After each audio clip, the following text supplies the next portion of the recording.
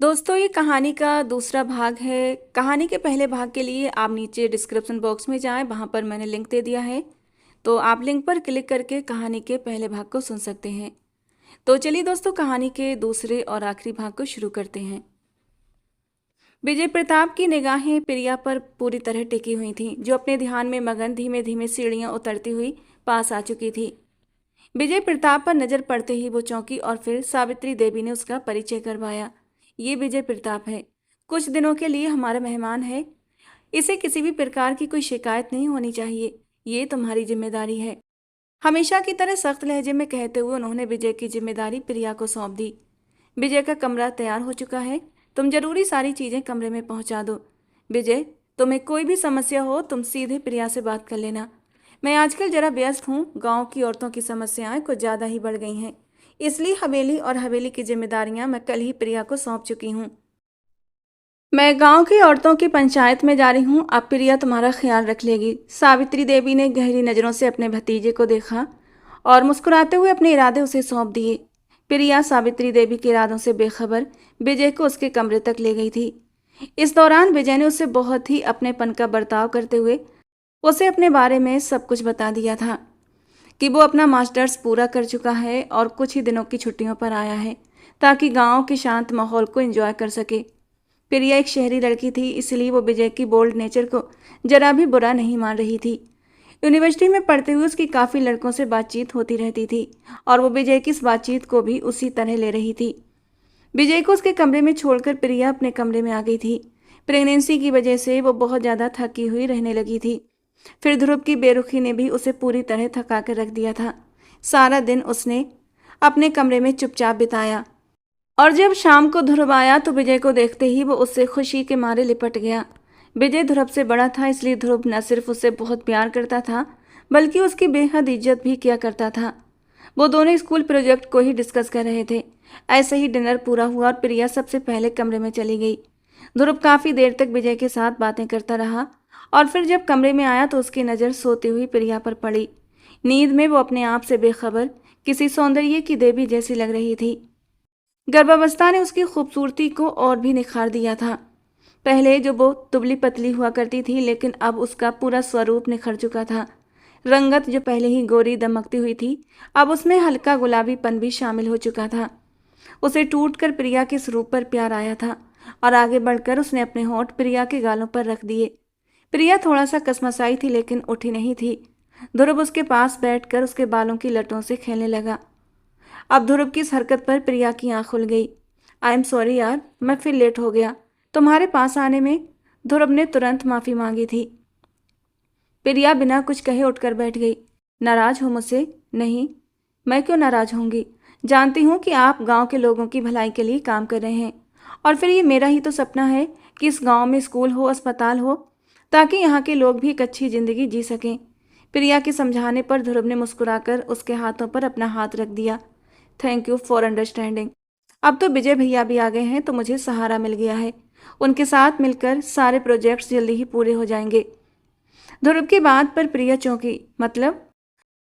वो तो बस कुछ ही दिनों की छुट्टी पर आए हैं ना। अरे नहीं यार, विजय भैया आ गए हैं तो अब 6 महीने से पहले नहीं जाएंगे। वो जब भी गांव आते हैं उनका वापसी का दिल ही नहीं करता और इस बार तो डिग्री पूरी करके आए हैं तो मुझे यकीन है इतनी जल्दी वापस नहीं लौटेंगे। ध्रुव राठौर ने मुस्कुराते हुए प्रिया की गोद में सिर रख दिया। प्रिया भी उसके बालों से खेलने लगी। ध्रुव की उंगलियां धीरे धीरे प्रिया के पेट पर हरकत करने लगीं। वो अपने होने वाले बच्चे को महसूस करते हुए अपनी थकान को उतारने लगा और साथ ही साथ प्रिया से बातें भी करने लगा। विजय भैया बहुत अच्छे हैं, यूँ समझ लो कि मैं उन्हें बहुत फॉलो करता हूँ, मेरे आइडियल हैं वो। प्रिया की उंगलियों को दबाते हुए ध्रुव विजय प्रताप के बारे में बात करने लगा। वो हमेशा से विजय को आदर्श मानता था और इसी वजह से विजय को देखकर उसके अंदर एक नया जोश पैदा हो गया था कि वो अपने भाई के साथ मिलकर जल्दी ही सब कुछ पूरा कर लेगा। इस बात से बेखबर कि इस बार विजय आया नहीं था बल्कि उसे एक खास मकसद के लिए बुलवाया गया था। मदहोशी में ध्रुव ने अपने होंठ प्रिया के पेट पर रख दिए। आई लव यू मेरी जान, जल्दी से बाहर आ जाओ, पापा को तुम्हारा बहुत लेट है। वो अपने बच्चे से बात कर रहा था और प्रिया मुस्कुराते हुए अपने बच्चे के लिए इतनी तड़प देखकर खुश हो गई थी। धीरे से उसकी गोद से उठता हुआ प्रिया को अपनी बाहों में समेट गया था। काम में इस कदर बिजी हो गया था कि अपनी जान को प्यार करने का वक्त ही नहीं मिला। वो उसकी गर्दन में अपना चेहरा छुपाते हुए उसके बालों की खुशबुओं को महसूस करने लगा और प्रिया भी इस स्पर्श के लिए कब से तरस गई थी। धीरे धीरे वो ध्रुव की छुअन में मदहोश होने लगी थी। लेकिन अचानक ही उसे अपने बच्चे की चिंता हुई थी। ये सब करने से हमारे बच्चे को तो कोई नुकसान नहीं पहुंचेगा ना? ध्रुव धीरे से हंस दिया था। उसके लबों से खेलता हुआ वो धीरे से सरगोशी करते हुए बोला, अभी तो स्टार्टिंग के मंथ हैं, कुछ भी नहीं होगा। और मैं भला अपने बच्चे को नुकसान पहुंचने दूंगा? बहुत नरमी से अपने प्यार की शिद्दत तुम पर लुटाऊंगा। वो धीरे धीरे कुर्बत के नशे में बहकने लगा था, प्रिया के नरम वजूद से शरारत करते हुए प्रिया को भी मदहोश होने पर मजबूर कर चुका था। फिर तकिए पर उसका सर रखते हुए वो उसके ऊपर आया था, लेकिन अपना वजन उसने प्रिया पर बिल्कुल भी नहीं पड़ने दिया था। वो उसे बहुत नरमी से छू रहा था। जरा भी तकलीफ हो फौरन मुझे बताना, मुझे मेरे बच्चे से बढ़कर कुछ भी नहीं। उसने प्यार से प्रिया के कान में सरगोशी की थी और प्रिया ने हल्के से मुस्कुराते हुए अपनी पलकें बंद कर लीं और ध्रुव ने उसकी आंखों पर बारी बारी अपने होंठ रख दिए थे। वो बहुत दिनों बाद अपनी प्रिया के करीब हुआ था। जज्बात जुनूनी होने लगे थे, लेकिन उसने खुद को संभाल लिया था और बहुत प्यार से प्रिया के वजूद में उतर गया था। दिन तेजी से बीतने लगे। विजय कुछ वक्त तो ध्रुव के साथ बाहर बिताता, लेकिन बाकी का समय वो हवेली के चक्कर लगाता रहता था। इसी तरह अपने दिन गुजारता। धीरे धीरे उसने अपनी जगह प्रिया के दिल में बनानी शुरू कर दी थी। प्रिया एक बड़े भाई की तरह उसकी इज्जत करती और विजय प्रिया को ध्रुव के बारे में शक में डालने की कोशिश करने लगा। ध्रुव को तुम्हारा ख्याल क्यों नहीं है? हालत देखो अपनी कैसी हो रही हो, चेहरा भी पीला पड़ता जा रहा है। विजय ने बाग में बैठी प्रिया के चेहरे पर नजरें टिकाते हुए उससे हमदर्दी जताई। ऐसी बात नहीं है विजय भैया, ध्रुव ख्याल रखते हैं मेरा, बस वो प्रोजेक्ट्स में थोड़े व्यस्त हैं। मुझे तो नहीं लगता कि वो तुम्हारा ध्यान रखता है। देखो तो सही, आंखों में कैसा पीलापन छा गया है। विजय ने अपना हाथ प्रिया के चेहरे पर रखते हुए उसकी आंख को थोड़ा खींच कर देखा था। विजय की इस हरकत पर वो एकदम घबरा गई थी। ये पहली बार था जब विजय ने उसे छुआ था। वो तुरंत पीछे हट गई। मैं ठीक हूँ बिल्कुल। विजय को समझ आ गया था कि प्रिया को ध्रुव के खिलाफ करना इतना भी आसान नहीं है, इसीलिए उसने एक नज़र पीछे खड़ी दामिनी पर डाली। दामिनी, कम से कम तुम ही अपनी मालकिन का ख्याल रखा करो। विजय की बात पर दामिनी घबरा गई। जी साहब जी, मैं तो बहुत ख्याल रखती हूँ। विजय ने गहरी सांस लेते हुए अपनी निगाहें प्रिया के खूबसूरत रूप पर टिका दी थीं। वो दिल ही दिल में अपने भाई की पसंद की तारीफ करने लगा। बारिश का मौसम बन रहा था।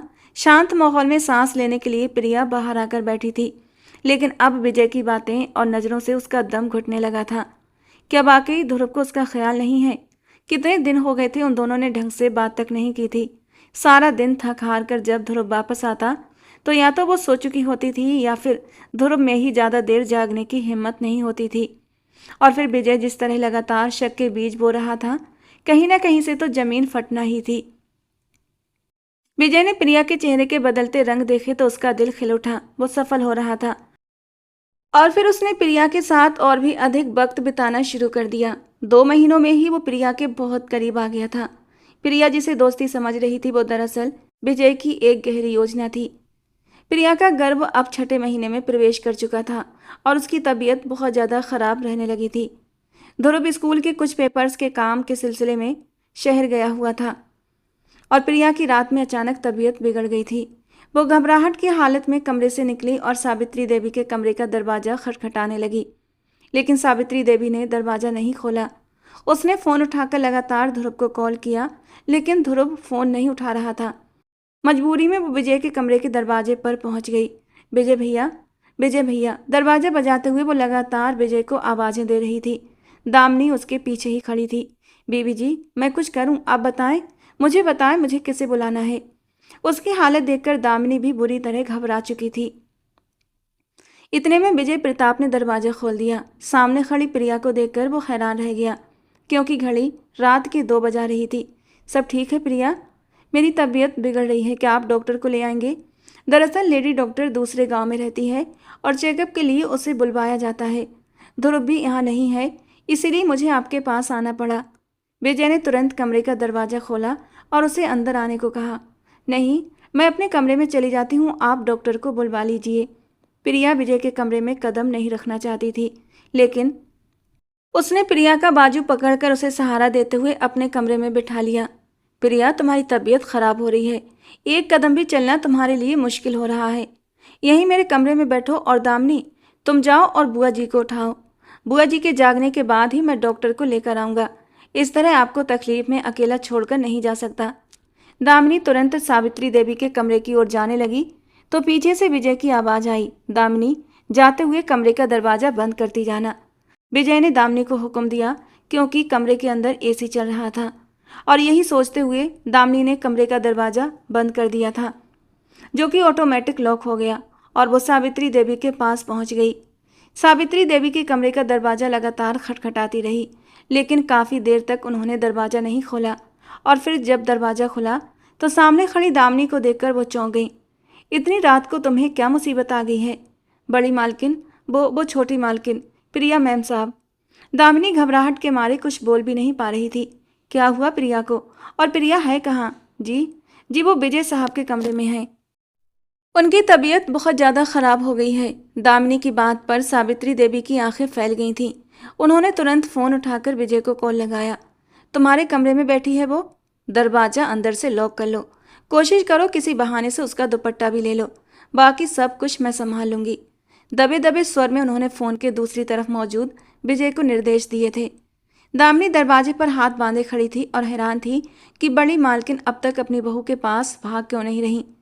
दामिनी, मेरी बात ध्यान से सुनो।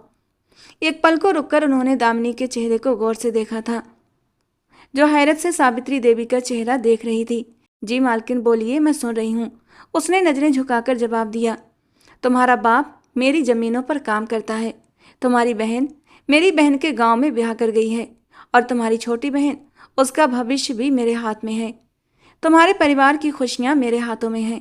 अगर तुम चाहती हो कि उन्हें कोई भी तकलीफ ना पहुंचे तो तुम्हें वही करना होगा जो मैं कह रही हूँ। सावित्री देवी ने सख्त निगाहों से दामिनी को देखते हुए जो बात कही, वो सुनकर वो एकदम से चौंक उठी थी। क्या मतलब बड़ी मालकिन? हवेली के बाहर वाले हिस्से में जाओ जहां हमारे खास नौकर पहरे पर खड़े हैं और जाकर हंगामा खड़ा करो कि तुम नींद में उठी और प्रिया कमरे में नहीं है। बाहर के सारे मर्दों को लेकर हवेली के अंदर आओ और फिर प्रिया की तलाश शुरू करेंगे। और जब वो विजय के कमरे से निकलेगी तो तुम्हें हरगिज भी उसका साथ नहीं देना है। ध्रुव के सारे खास नौकरों को पता होना चाहिए कि उसकी बीवी रात के अंधेरे में गैर मर्द के कमरे में थी। सावित्री देवी की बात सुनकर दामिनी की आंखें हैरत के मारे फैल गई थीं।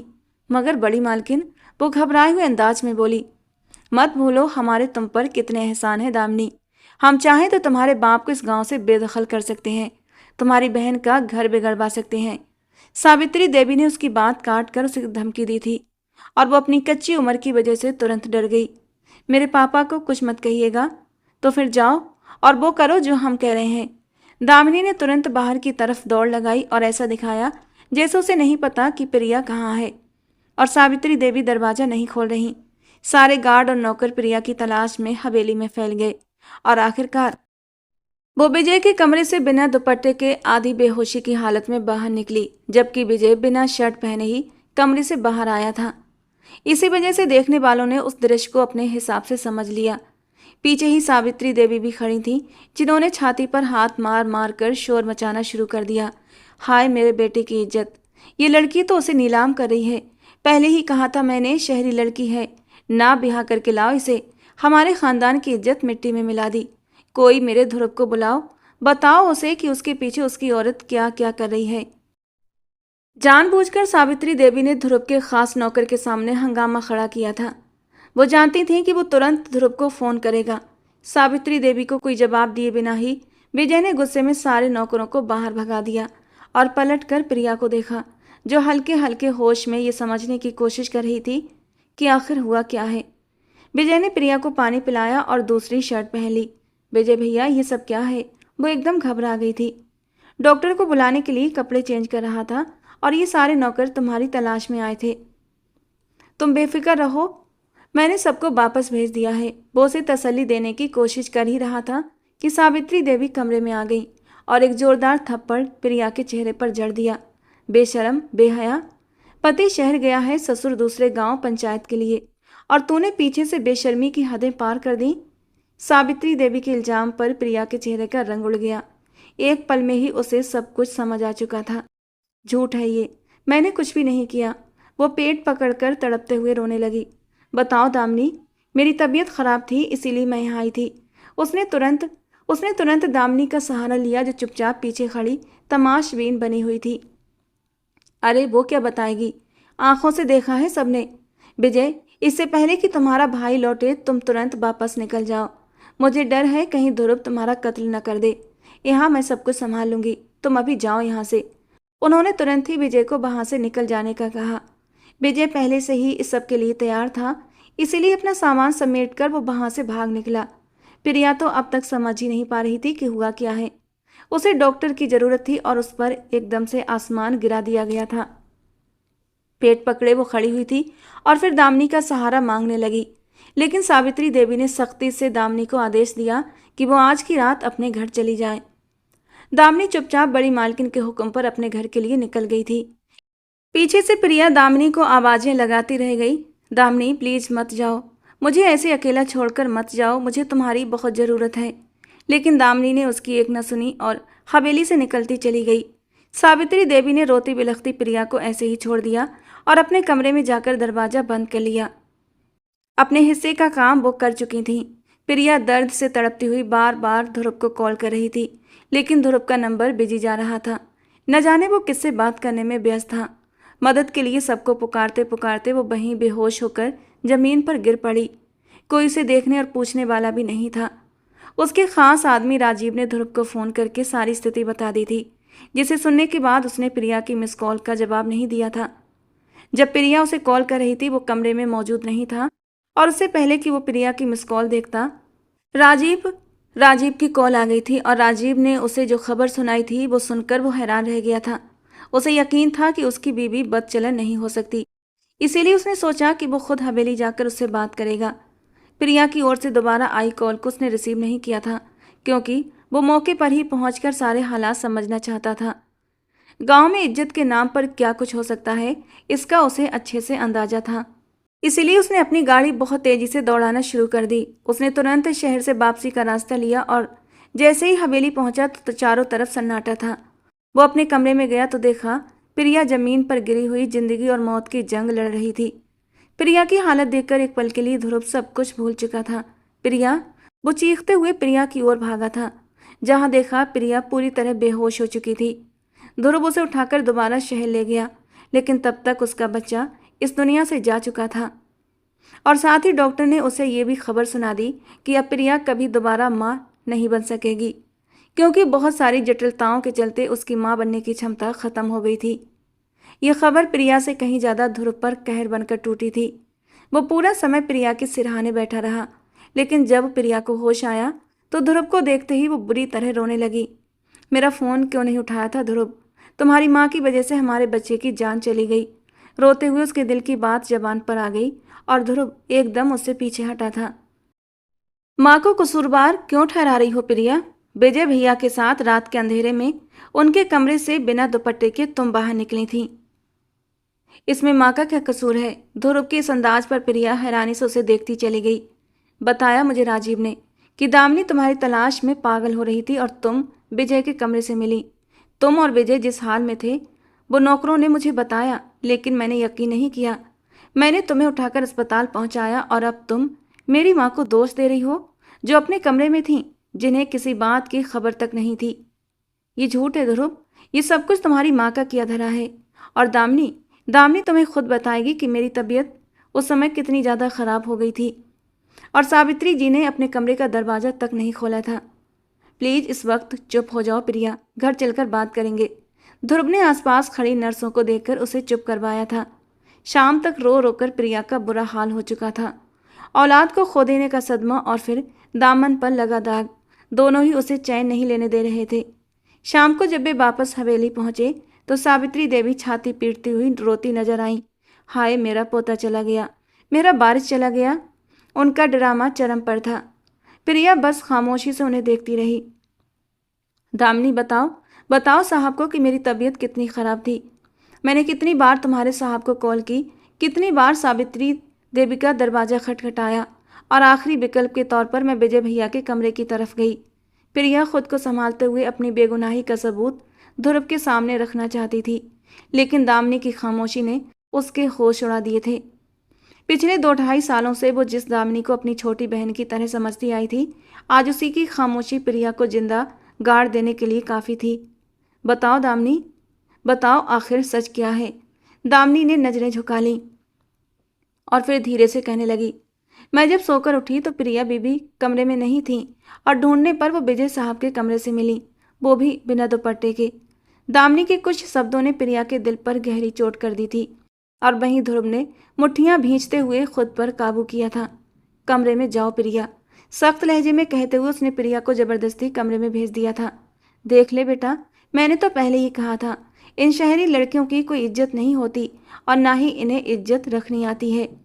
यहीं कोई गांव की लड़की होती तो तेरे पीछे अपनी इज्जत के लिए जान दे देती, लेकिन ये तेरी गैर मौजूदगी में विजय के साथ। सावित्री देवी बाल नोचने लगी। सोच, अगर तेरे बाप को पता चला तो क्या होगा।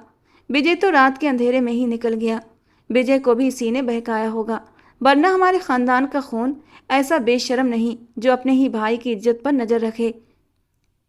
सावित्री देवी दामन फैलाए कभी प्रिया को बद्दुआएं देती तो कभी बारिश को खोने के गम में आंसू बहाती।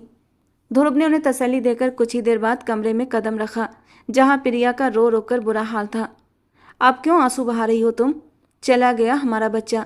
मैं तुम्हें वक्त नहीं दे पाया तो तुमने वो वक्त दूसरों में तलाश करना शुरू कर दिया।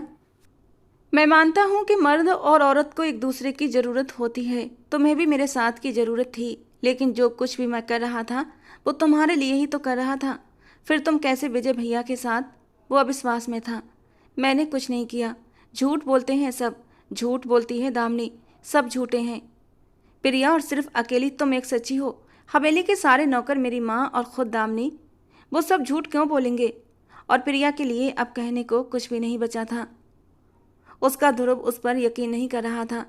वो वहीं बेड पर धम से बैठ गई थी, आंखों से आंसू तेजी से बहने लगे थे। सब कुछ खत्म हो गया ध्रुव, सब कुछ। एक विश्वास के ऊपर ही ये रिश्ता टिका होता है, और जब विश्वास ही ना हो तो इस रिश्ते का क्या मतलब रह जाता है? अगर तुम्हें मुझ पर यकीन नहीं तो तलाक।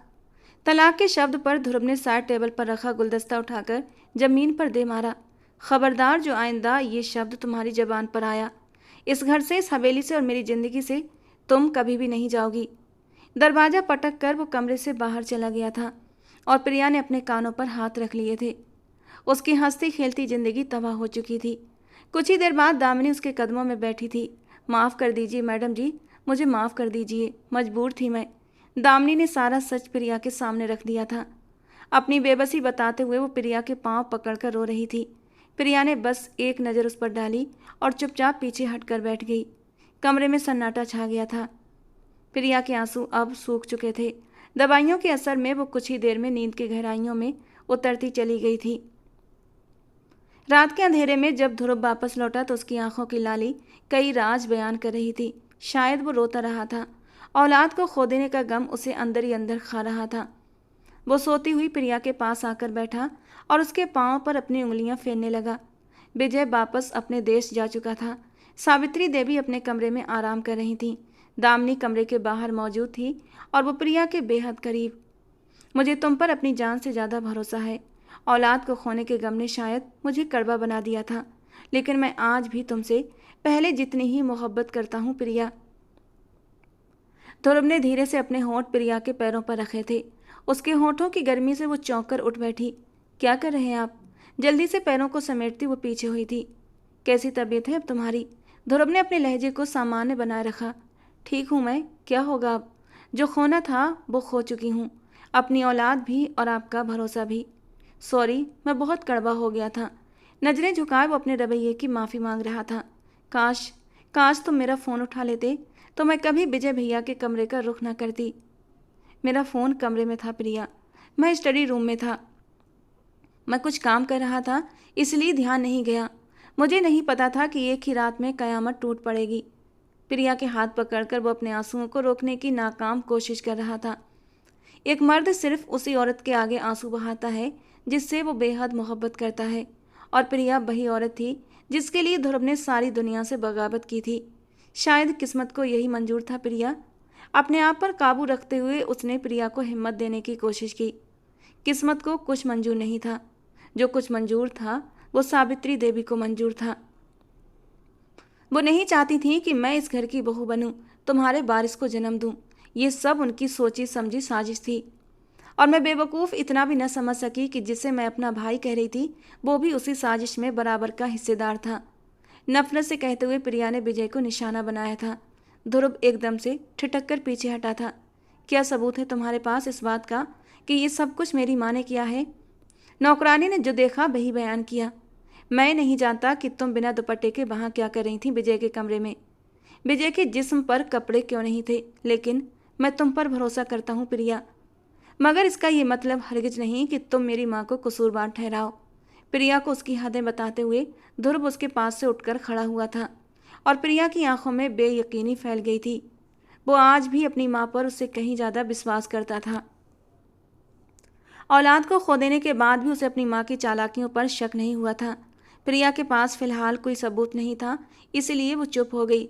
लेकिन दामिनी चाहती तो सब कुछ ठीक हो सकता था। कुछ देर बाद ध्रुव उसके बिल्कुल पास आंखें बंद किए हुए लेटा हुआ था। मगर प्रिया का मन अब ध्रुव की तरफ से बिल्कुल भी नहीं था। वो चुपचाप अपनी उंगलियों की लकीरों को महसूस कर रही थी। अब वो कभी माँ नहीं बन सकती थी, कभी इस हवेली को वारिस नहीं दे सकती थी। और इसीलिए आज नहीं तो कल सावित्री देवी ने ध्रुव के लिए दूसरी औरत का इंतजाम कर ही देना था। और यही दूसरी औरत का शब्द इस रात के पहर उसके दिल में कांटे की तरह चुभ रहा था। वो पढ़ी लिखी थी, समझदार थी, लेकिन फिर भी गांव की एक अनपढ़ औरत की सियासत को समझ नहीं पाई थी। सब कुछ धुंधला सा लग रहा था। उसने अपने होंठ एकदम से सिल लिए थे, अब कुछ भी नहीं बोली थी। वो जिंदा होकर भी एक लाश बन गई थी। इस हादसे के 2 महीने बाद ध्रुव पूरी तरह से संभल चुका था। स्कूल का उद्घाटन होने जा रहा था। अस्पताल की आधी इमारत तैयार हो चुकी थी, लेकिन अब प्रिया का दिल वीरान था। ये सब चीज़ें उसे खुशी नहीं दे रही थीं। ध्रुव ने उसे दोबारा जिंदगी की तरफ लौटाने की बहुत कोशिश की थी, लेकिन जब भी सावित्री देवी उसकी आंखों के सामने आती वो अंदर से टूटने लगती थी। वो उसकी गुनहगार थीं, जिन पर एक इल्ज़ाम भी नहीं लगा था, और वो खुद बेकसूर होकर भी गुनहगार बना दी गई थी। स्कूल शुरू हुआ तो गांव में खुशी की लहर दौड़ गई। वक्त तेजी से आगे बढ़ता गया। फिर दामिनी भी स्कूल जाने लगी। वो अब 17 साल की हो चुकी थी। मना भी करने लगी कि अब स्कूल जाकर क्या करूँगी, लेकिन प्रिया ने ज़बरदस्ती उसे स्कूल भेजा कि पढ़ने लिखने की कोई उम्र नहीं होती। स्कूल से आकर वो प्रिया की सेवा में हाजिर रहती। अक्सर शर्मिंदा होकर उससे माफ़ी भी मांगती, लेकिन प्रिया उसे जवाब में कुछ नहीं कहती। और फिर एक दिन जब दामिनी माफ़ी मांगने के लिए उसके कदमों में बैठी तो प्रिया ने मुस्कुराकर उसकी ओर देखा था। माफ़ कर दूंगी तुम्हें, लेकिन बस एक शर्त पर।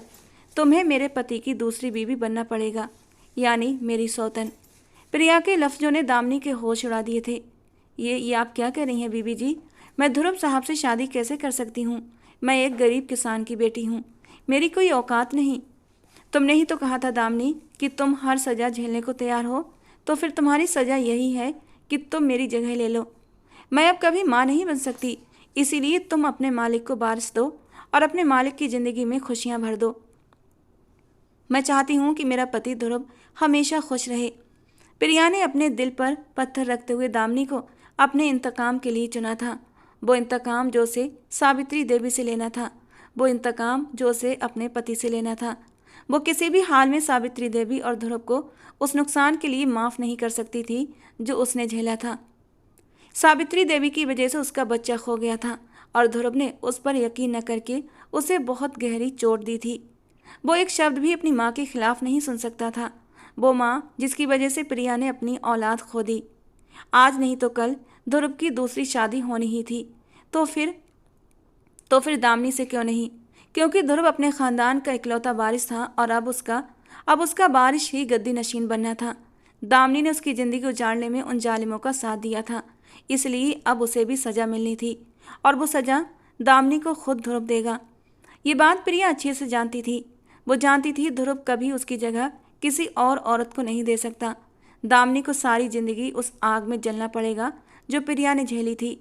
मगर वो ये नहीं जानती थी कि ध्रुव और दामिनी की शादी से पहले उसके हाथ कुछ ऐसा बड़ा लगने वाला था जिसके जरिए वो ध्रुव की रूह तक को झुलसा सकेगी। उसके मोबाइल पर आने वाली एक ईमेल थी जिसने सब कुछ बदल कर रख दिया था। दामिनी ने यह सजा कबूल कर ली थी। ध्रुव राठौड़ जैसे रौबदार आदमी को वो हमेशा चुपचाप देखा करती थी। कितनी बार उसने प्रिया और ध्रुव के बीच की मोहब्बत भरी छोटी छोटी बातों को चोरी छुपे देखा था। अगर वही मोहब्बत उसकी झोली में आ रही थी तो वो क्यों इनकार करती। इसलिए दामिनी ने इसे अपनी खुशनसीबी समझकर कबूल कर लिया था। मगर अब प्रिया को ध्रुव के सामने भी ये बात रखनी थी। उसे किसी भी तरह इस बात के लिए, इस शादी के लिए राजी करना था, जो कि सबसे मुश्किल काम था। उस रात ध्रुव थका हारा घर लौटा तो प्रिया को देखकर उसके पास आ बैठा। उसकी मोहब्बत में कोई भी कमी नहीं आई थी। औलाद के चले जाने के बाद और ये जानने के बाद कि प्रिया अब कभी माँ नहीं बन सकती, उसने प्रिया को एक पल के लिए भी अकेला नहीं छोड़ा था। वो जानता था कि प्रिया के दिल में बहुत से गिले शिकवे हैं, लेकिन उसकी मोहब्बतों में कहीं भी कोई कमी नहीं आई थी। और फिर जब वो प्रिया के पास बैठा तो उसके पैरों पर धीरे धीरे अपनी उंगलियों का स्पर्श छोड़ने लगा था। प्रिया ने उसका हाथ मजबूती से पकड़ लिया। हमेशा से मोहब्बत के दावे करते आए हो तुम ध्रुव, और मैंने हमेशा तुम्हारी मोहब्बत को ठुकराया है। आज मैं तुम्हारा एक इम्तिहान लेना चाहती हूँ। अगर मोहब्बत करते हो तो इस इम्तिहान में कामयाब हो जाना। बहुत अरसे बाद प्रिया ने कुछ पुराने अंदाज में ध्रुव से बात की थी, इसीलिए वो एकदम से खिल उठा था।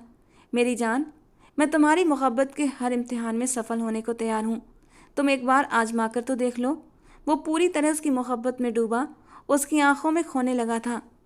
मैं चाहती हूँ कि तुम मेरी बात मानो और हमारी ज़िंदगी को एक नया मोड़ दो। ध्रुव को लगा शायद वो वापस शहर जाने की बात करेगी, क्योंकि काफ़ी समय से वो अपने माँ बाप से मिलने नहीं गई थी और फिर गांव में वो बिल्कुल शांत सी हो गई थी। इसीलिए वो तुरंत ही मान गया, तुम जो भी कहो प्रिया। लेकिन प्रिया की अगली बात ने उसके होश उड़ा दिए थे। मैं चाहती हूँ कि तुम्हारी दूसरी शादी मैं खुद कराऊँ, अपने हाथों से, धूमधाम से। सारा गांव देखे कि ध्रुव राठौर की शादी हुई है। मैं चाहती हूँ कि तुम्हारे गांव को वारिस मिल जाए। माँ की भी तो यही इच्छा है ना। प्रिया ने अपने लहजे को सामान्य रखते हुए ध्रुव से ये बात कह दी थी। कई बार सावित्री देवी ने उसके सामने कहा भी था कि वो अपनी सहेली की बेटी को उसके मुकाबले पर लाएंगी और उसे जूतों पर रखेंगी। इसलिए प्रिया ने तय कर लिया था कि उनके आने से पहले ही वो दामिनी को उनके सिर की धूल बना देगी। मुझे लगता है तुम्हारा मानसिक संतुलन खराब हो गया है। अकेले रह रहकर, इस कमरे की 4 दीवारों में बंद होकर तुम्हारे सोचने समझने की शक्ति खत्म हो गई है। और अगर तुम सोच नहीं पा रही हो तो कम से कम अपने दिल की ही सुन लो। पति हूँ मैं तुम्हारा, मोहब्बत करता हूँ तुमसे, और मोहब्बत में साझेदारी की कोई गुंजाइश नहीं होती। ना मुझे औलाद चाहिए, ना ही किसी और औरत की तमन्ना है मेरे दिल में। मेरी जिंदगी तुमसे शुरू होकर तुम पर ख़त्म होती है प्रिया। ध्रुव ने जज्बात में आकर उसे पूरी तरह झकझोर डाला था। अगर आज के बाद किसी और का नाम लिया तो मैं अपने हाथों से खुद को शूट कर लूँगा। जब्त के आलम में कहता हुआ वो उठकर खड़ा हो गया था। तुम खुद को क्या शूट करोगे ध्रुव? उससे पहले मैं खुद ही खुद को ख़त्म कर लूँगी। नहीं देख सकती मैं ये सब कुछ। मेरी वजह से तुम बाप नहीं बनो, ये जायज़ नहीं है ध्रुव। तुम्हारे गांव को बारिश चाहिए, तुम्हारी ज़मीनों को हकदार चाहिए, और इससे भी बढ़कर ये कि ये मेरी खुद की इच्छा है। मैं चाहती हूँ कि तुम्हारी दूसरी शादी हो, और वो भी मेरी मर्जी से। तुमने मुझे जितनी तकलीफ़ पहुँचाई है उसका हिसाब चुकाने का वक्त आ गया है। अगर मोहब्बत करते हो तो मेरी मर्जी से शादी कर लो। यूँ समझ लो कि प्रिया की तरफ से ये तुम्हारे लिए सज़ा है। प्रिया ने सख्ती से कहते हुए उसे अपने इरादों से आगाह किया था। अच्छा, तो मैं ये समझूं कि ये तुम्हारी माँ से जंग है? जानता हूँ मैं कि वो सिमरन से मेरी शादी करवाने के पीछे पड़ी हैं, इसीलिए तुमने पहले ही कोई और लड़की ढूंढ ली। मैं क्या तुम दोनों के लिए कोई खिलौना हूँ? ध्रुव ने तंजिया अंदाज में मुस्कुराते हुए उसकी तरफ देखा तो वो कुछ गड़बड़ा सी गई। खिलौना नहीं हो, लेकिन अब इस कमरे में खिलौने होने चाहिए। तुम्हें नहीं लगता कि हमारी ज़िंदगी में औलाद की जो कमी है वो पूरी हो जानी चाहिए? 3 साल हो गए हैं हमारी शादी को, 3 साल बीत गए हैं। तुम मुझे बताओ कि तुम्हारे दिल में औलाद को लेकर कोई अरमान नहीं है? तुम्हारा दिल नहीं चाहता कि तुम्हारी ज़िंदगी में किसी नन्हे कदमों की आहट हो? प्रिया ने उसे जज्बाती करने की पूरी कोशिश की थी। ध्रुव एक गहरी सांस लेकर रह गया। हाँ, है ख्वाहिश मेरे दिल में। मैं चाहता हूँ मेरी औलाद हो, मेरी ज़िंदगी में भी ये खुशी आए, लेकिन मेरी औलाद भी तुमसे होगी और मेरी खुशियाँ भी तुमसे ही आएंगी। मैं डॉक्टरों की कही बातों को नहीं मानता। ध्रुव राठौर ने उसका हाथ पकड़कर नरमी से उसे समझाते हुए उसके बालों को छुआ था। प्रिया, तुमने कहा था कि मैं मोहब्बत के हर इम्तिहान में कामयाब होऊंगा। ये तुम्हारी मोहब्बत का इम्तिहान है कि तुम मुझसे मेरी दूसरी शादी की मांग कर रही हो। अगर तुम्हें लगता है कि ये मैं सब कुछ तुम्हारी माँ की जिद में कर रही हूँ तो फिर ऐसा ही सही, लेकिन मैं चाहती हूँ कि मैं खुद अपने हाथों से तुम्हारी दुल्हन को सजाऊँ, उसे तुम्हारी सेज पर बिठाऊँ और तुम्हें उसके हवाले कर दूँ। दिल में दर्द महसूस करते हुए वो होठों पर मुस्कुराहट ले आई थी। प्रिया, क्या मिलेगा तुम्हें ये सब करके? खाली हाथ रह जाओगी। मैं दो औरतों में बट कर रह जाऊंगा, न उसका हो सकूंगा न तुम्हारे पास आ सकूंगा। क्यों चाहती हो अपनी और मेरी जिंदगी को बर्बाद करना? मैं जानता हूँ तुम्हें बहुत तकलीफ पहुंची है। जो कुछ बीत गया है उससे भली भांति परिचित हूँ।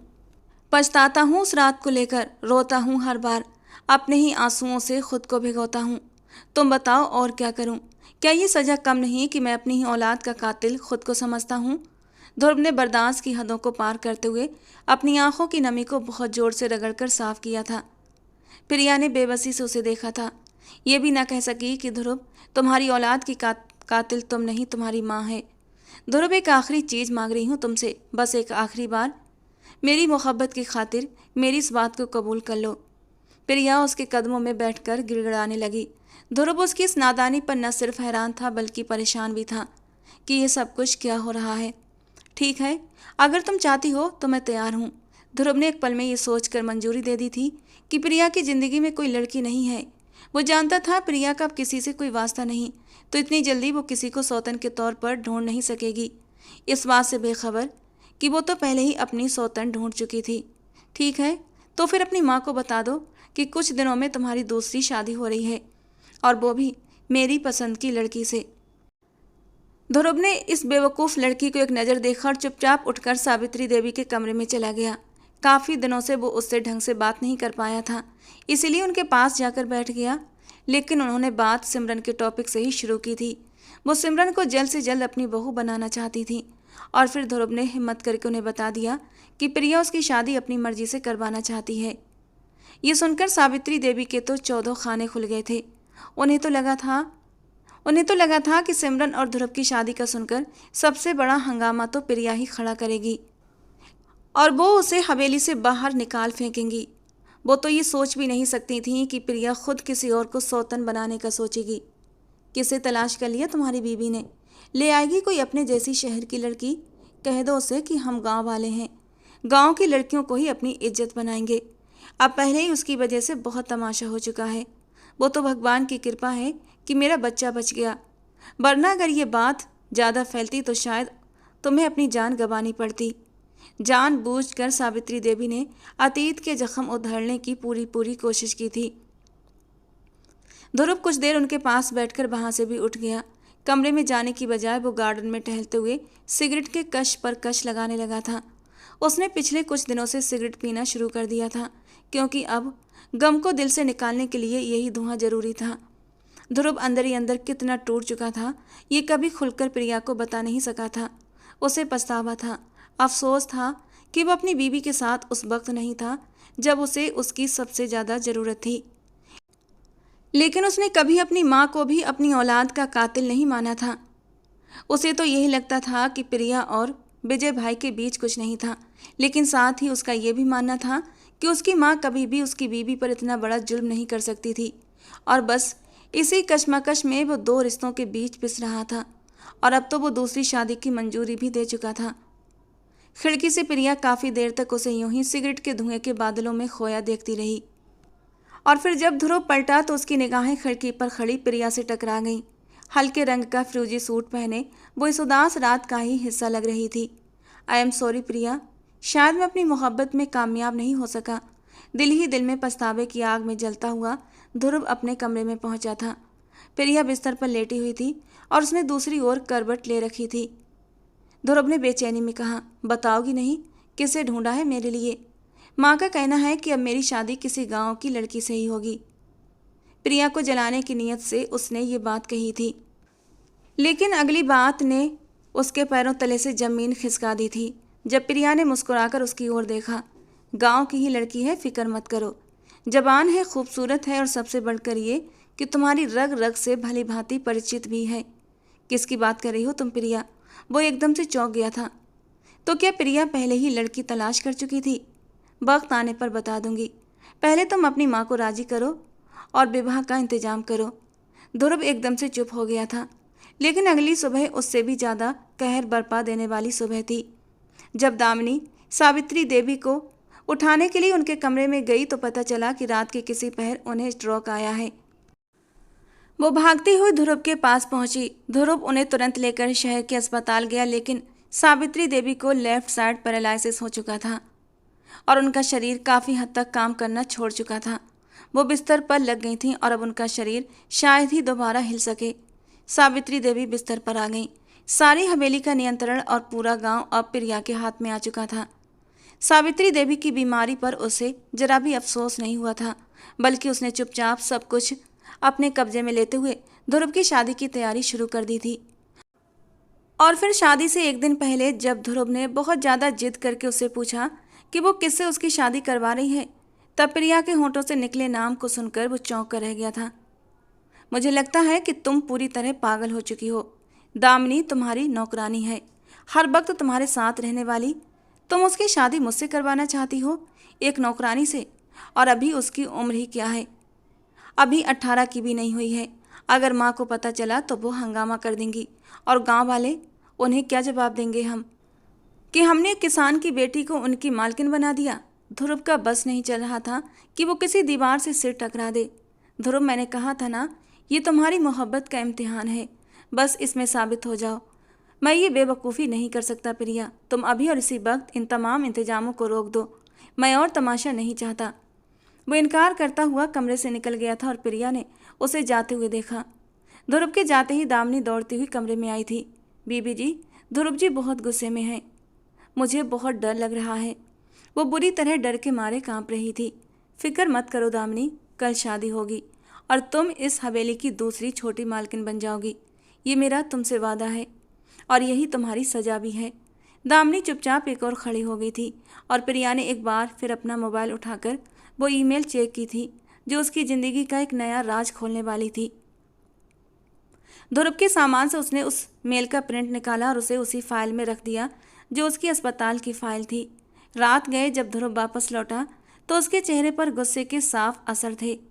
मैं एक आखिरी बार तुमसे कह रहा हूँ प्रिया कि अपनी दीवानगी को ख़त्म करो और समझने की कोशिश करो कि तुम जो चाहती हो वैसा नहीं हो सकता। वो अब उसे गुस्से से समझाना चाहता था। अगर तुम दामिनी से शादी नहीं कर सकते तो मैं भी इस हवेली में नहीं रह सकती। मैंने कहा था ना, ये तुम्हारी मोहब्बत का इम्तिहान है, तुम्हारी सज़ा है। शादी तो तुम्हें दामिनी से ही करनी होगी, वरना मैं अपनी जान ले लूँगी। जज्बात में कहती हुई प्रिया ने साइड टेबल पर रखी फल काटने वाली चाकू उठा ली थी और अपनी कलाई पर जमा दी। ये देख ध्रुव एक पल में पागल हो गया। क्या कर रही हो प्रिया, जख्मी हो जाओगी। प्रिया ने हल्का सा दबाव डाला तो उसकी कलाई से खून निकलने लगा था। ओके ओके, मैं शादी कर रहा हूँ, लेकिन तुम ये सब बेवकूफ़ी वाली हरकतें बंद कर दो। वो एकदम ही उसके आगे हार गया था। डर था कि कहीं वो खुद को नुकसान न पहुँचा दे। पहले ही वो बेहद कमज़ोर हो चुकी थी।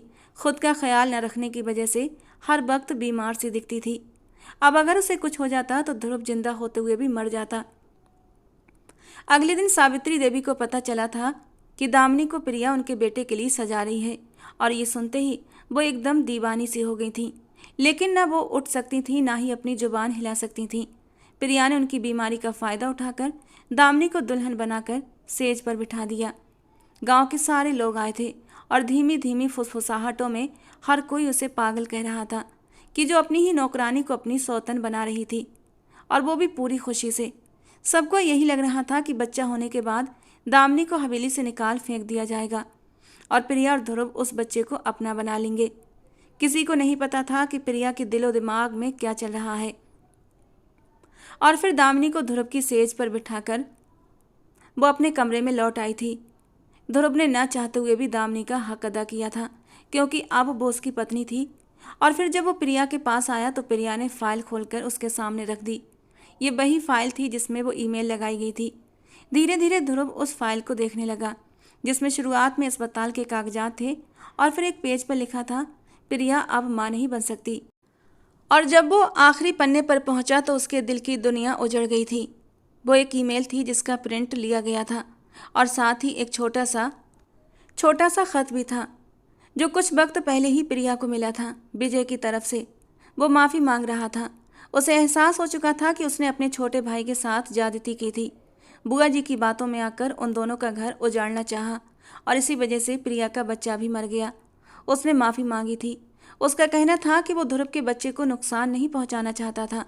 वो तो बुआ जी के कहने पर उन दोनों को अलग करना चाहता था, लेकिन उसे नहीं पता था कि एक मासूम की जान चली जाएगी। उसका ये माफ़ीनामा ध्रुव पर बिजली बनकर गिरा था। ये हकीकत खुल गई थी कि उसकी खुशियों को तबाह करने वाली कोई और नहीं बल्कि उसकी माँ सावित्री देवी ही थी। सर पकड़े वो आंसू बहा रहा था और प्रिया बेजान सी उसके सामने बैठी थी। फ़ोन नहीं उठाया तुमने मेरा। मानती हूँ मैं कि तुम्हें पता नहीं चला होगा, लेकिन बताया था ना मैंने तुम्हें कि मैं बेगुनाह हूँ। तुम्हारी माँ ने सब कुछ जानबूझकर किया। हमारा बच्चा उनकी वजह से गया, लेकिन तुम नहीं माने। चाहो तो विजय को कॉल करो, अपने भाई से पूछो क्या ये सब झूठ है या सच्चाई। हर बात का खुलासा हो जाएगा। ठंडे लहजे में प्रिया ने ध्रुव को जिंदा ही दफना दिया था। अब मैं तुमसे तलाक चाहती हूँ। तुम्हारी ज़िंदगी में मैंने दामिनी के रूप में एक सज़ा छोड़ दी है। अपनी ज़िंदगी उसे लेकर आगे बढ़ाओ, अपनी नस्ल को आगे बढ़ाओ, लेकिन मुझे अब इस हवेली के दरो दीवार से आज़ाद कर दो। उसने अपना सामान समेटते हुए तलाक की मांग रख दी थी और ध्रुव ने उसे कसकर कमर से पकड़ लिया। नहीं प्रिया, तुम मुझे ऐसे छोड़कर नहीं जा सकती। आई एम रियली सॉरी, मुझसे गलती हो गई। नहीं जानता था कि मेरी माँ इतना नीचे गिर जाएगी। आंसू बहाते हुए वो उससे माफ़ी मांग रहा था, लेकिन जब वो नहीं मानी तो ध्रुव ने उसे उठाकर बिस्तर पर पटक दिया। तुम सिर्फ मेरी हो प्रिया, तुम्हारे बिना नहीं रह सकता। वो बेतहाशा उसके चेहरे को चूमने लगा तो कभी उसके गर्दन को छूने लगा, और जब प्रिया ने गुस्से से उसे अपने ऊपर से हटाना चाहा तो वो अपनी मनमानियों पर उतर आया, अपनी मोहब्बत जताने लगा। आखिरकार प्रिया ने उसे झटक कर अपना सामान उठाया और हवेली छोड़कर निकल गई। ध्रुव को उसके जाने का यकीन नहीं हो रहा था। वो कहर भरी नज़रों से दामिनी के साथ पहुंचा था, क्योंकि उसे यकीन था कि शुरू से ही दामिनी को सब कुछ पता था। दामिनी को अपने गुस्से का शिकार बनाते हुए उसने उससे सारा सच उगलवा लिया था, और दामिनी ने रोते हुए उसे बता दिया था कि सावित्री देवी ने उसे किस तरह ब्लैकमेल किया था। ये सब जानकर उसने दामिनी को वहीं कमरे में अकेला छोड़ दिया, लेकिन नफरत की जो दीवार उसके दिल में खड़ी हो गई थी वो उसे अंदर ही अंदर खा रही थी। उसकी माँ ने सब कुछ तबाह कर दिया था, उसकी खुशियाँ उससे छीन ली थी, और विजय को तो वो अपना बड़ा भाई मानता था। सारी रात वो सिगरेट पीता रहा। दिल के अंदर एक आग सी जल रही थी। कैसे वो प्रिया को तलाक दे सकता था? ये मुमकिन ही नहीं था। उसकी मोहब्बत बेशुमार थी प्रिया के लिए।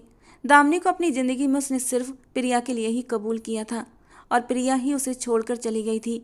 क्या हो जाता अगर वो पहले ही ये सब कुछ उसके सामने रख देती? विजय की ईमेल, उसका लिखा हुआ खत, तो शायद वो दामिनी से शादी ही न करता। लेकिन प्रिया ने उसके लिए यही सज़ा चुनी थी। प्रिया का एतबार टूटा था, वो एतबार जो उसे ध्रुव पर था कि वो हर सूरत उस पर यकीन करेगा। ध्रुव से गलती हो गई थी। वो मोहब्बत के मामले में चूक कर बैठा और प्रिया उसे छोड़कर चली गई। पूरी रात ऐसे ही गुजर गई थी। अगली सुबह जब वो सावित्री देवी के कमरे में गया तो उनसे सवाल तक न कर सका कि उन्होंने उसके साथ इतना जुल्म कैसे किया। बस खामोशी से उसने अपने दिल का हाल उनके सामने रखा और वहाँ से निकल आया। सावित्री देवी की आंखों से आंसू बहने लगे थे। आज वो बिल्कुल बेबस थी, अकेली और नौकरों के रहमो करम पर अपने कमरे की चार दीवारी में कैद थीं। काश कि उन्होंने प्रिया को मोहब्बत से अपनाया होता तो आज उनका घर खुशियों से भरा होता। उनके बेटे के चेहरे पर मुस्कान होती, उनके आंगन में बच्चों की खिलखिलाहट गूंजती। उनकी नफरत और जलन ने सब कुछ तबाह कर दिया था। दामिनी अपनी जगह खामोशी से बैठी आंसू बहाती रह गई थी। काश कि उसने सही वक्त पर सच्चाई का साथ दिया होता। वो सावित्री देवी की धमकियों में न आती और भगवान का डर रखते हुए पति पत्नी के बीच फसाद का कारण न बनती, तो आज उसकी ज़िंदगी बेहतर होती।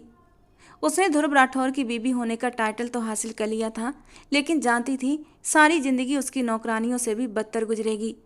ना वो मालकिन रही थी और ना ही नौकरानी, वो बस एक मुजरिम बन बैठी थी। उसने ध्रुव से माफ़ी मांगी थी। पूरी तरह से गम में डूबा हुआ था वो। तुम्हें माफ़ी मांगने की ज़रूरत नहीं है दामिनी, तुम तो गैर थी, मैं उसका अपना था। वो मुझ पर एतबार करती थी। मेरी मोहब्बत में उसने अपना घर, अपना शहर छोड़कर इस गांव में कदम रखा था। मैंने ही उसका साथ नहीं दिया। हर मुश्किल वक्त में वो तन्हा रही। यहाँ तक कि उस हालत में उसने हमारे बच्चे को खो दिया। कसूर तो मेरा है, लेकिन अगर उसे अपनी ज़िंदगी से निकाल दिया तो मेरे हिस्से में सिर्फ और सिर्फ घाटा रह जाएगा और ये तकलीफ़ मैं बर्दाश्त नहीं कर सकूँगा। अपने बाल नोचते हुए वो अपनी बेचैनी को संभालने की कोशिश कर रहा था। प्रिया शहर जा चुकी थी और वो उसके बिना गांव में बिल्कुल अधूरा था। साहब, अगर आप कहें तो मैं शहर जाती हूँ। उनके पांव पकड़ लूँगी, बीबी जी को मना कर लाऊंगी, उन्हें अपनी गलतियों का इकरार करूँगी। आप दोनों को जुदा देखकर मेरा दिल करता है, मेरा दिल बेचैन होता है। ये मैं बता नहीं सकती आपको। मैं आपको प्रिया बीबी जी के साथ ही देखना चाहती हूँ, दामिनी ने मासूमियत से कहते हुए ध्रुव के दिल को चीर दिया था। ध्रुव ने आहिस्ता से उसके आंसू पोंछे और उसके माथे पर अपने होंठ रखे थे। मैंने तुम्हें माफ़ कर दिया, ये कहकर उसने जल्दी से अपनी कार की चाबी उठाई थी, जबकि दामिनी के दिल में एक सुकून सा उतरा था। उसके साहब ने उसे माफ़ कर दिया था। मैं शहर जा रहा हूँ, उसे लेकर ही लौटूंगा। वो शहर जाने के लिए निकल पड़ा था। दामिनी ने बहुत सारी दुआएं मांगी थी। ध्रुव के होठों का स्पर्श अब भी उसके माथे पर मौजूद था। दिल में एक ख्वाहिश ने अंगड़ाई ली थी, काश कि उसका ध्रुव का रिश्ता हमेशा के लिए बन जाए। वो दिल से ये दुआ मांग रही थी। ध्रुव शहर पहुंचा तो सकते में रह गया था। प्रिया के घर पर भीड़ लगी हुई थी और फिर पता चला कि प्रिया के माँ बाप का एक बहुत ख़तरनाक एक्सीडेंट हो गया है और दोनों ही इस दुनिया से जा चुके हैं। प्रिया पूरी तरह सन्न थी। ध्रुव उसे संभालने की कोशिश कर रहा था।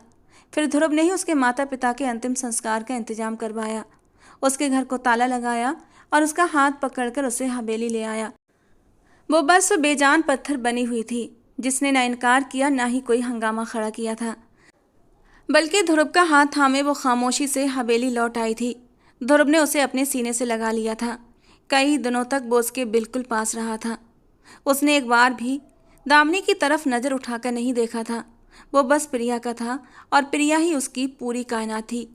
पूरी 1 महीने बाद जब प्रिया संभली तो उसे होश आया कि वो वापस गांव आ चुकी है। गांव की औरतें उसके इर्द गिर्द मौजूद थीं। वो उससे अपने मसले बयान कर रही थीं और वो गुमसुम से उनके बीच बैठी सोच रही थी कि इन औरतों को मेरी ज़रूरत है। शहर में अब मेरा कोई नहीं है, मैं वहाँ जाकर करूँगी भी तो क्या करूँगी। उसने खामोशी से अपनी ज़िंदगी को गांव की औरतों के नाम कर दिया। वो अपने नाम पर बने स्कूल में अब खुद ही जाकर पढ़ाने लगी थी। शायद हालात से भागने का यही एक तरीका था उसके पास, मगर वो ध्रुव को खुद से दूर ना कर सकी।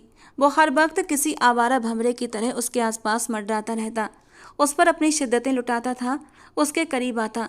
वो चाहता था प्रिया भी इन खूबसूरत पलों में उसका साथ दे, लेकिन प्रिया चाह कर भी ऐसा नहीं कर पाती थी। दामिनी दोबारा से उसकी खास नौकरानी बन गई थी।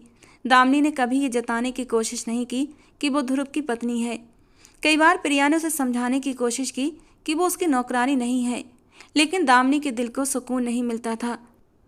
उस जोड़ी की तबाही के पीछे कहीं ना कहीं उसका भी हाथ था और फिर भगवान की तरफ से एक करिश्मा हुआ। दामिनी की जगह प्रिया उम्मीद से हो गई। धीरे धीरे ध्रुव की मोहब्बत का असर पूरी तरह प्रिया के वजूद पर चढ़ चुका था। पूरे गांव में खुशियों की लहर दौड़ गई। प्रिया को तो खुद भी यकीन नहीं हो रहा था। वो खुशी के मारे ध्रुव से लिपट गई थी और फूट फूट कर रोने लगी, और ध्रुव ने उसके आंसू पोंछते हुए उसके माथे को छू लिया था। खुद भी उसकी आंखों से आंसू बह रहे थे। ये खुशी उनके लिए बहुत बड़ी थी और ध्रुव ने इस खुशी में न जाने कितने तरह के नेक काम कर डाले थे। ध्रुव ने तो प्रिया को अपनी हथेली का छाला बना लिया और धीरे धीरे प्रिया सब कुछ भूलती चली गई। बस उसे दिखाई दे रही थी तो सिर्फ और सिर्फ ध्रुव की मोहब्बत। दामिनी ने भी हर पल हर लम्हा प्रिया का ख्याल रखा और प्रिया ने एक बहुत ही प्यारी सी बेटी को जन्म दिया।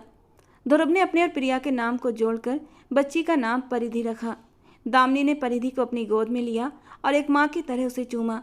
दामिनी को देखकर प्रिया के दिल को चोट पहुंची। उसने दामिनी के लिए बहुत सख्त सजा चुनी थी, जबकि उसका गुनाह इतना बड़ा नहीं था, और इसीलिए प्रिया ने खुद दामिनी को इस मुश्किल से राहत दिलाने के लिए ध्रुव से बात की थी। वो चाहती थी कि ध्रुव उसे अपना ले, लेकिन ध्रुव अपने दिल में बसी प्रिया की मोहब्बत को बांट नहीं सकता था। ध्रुव ने उसे तलाक देकर उसकी शादी कुछ ही समय बाद एक बहुत अच्छे घराने में करवा दी थी। दामिनी के परिवार की भी आर्थिक रूप से खूब मदद की थी।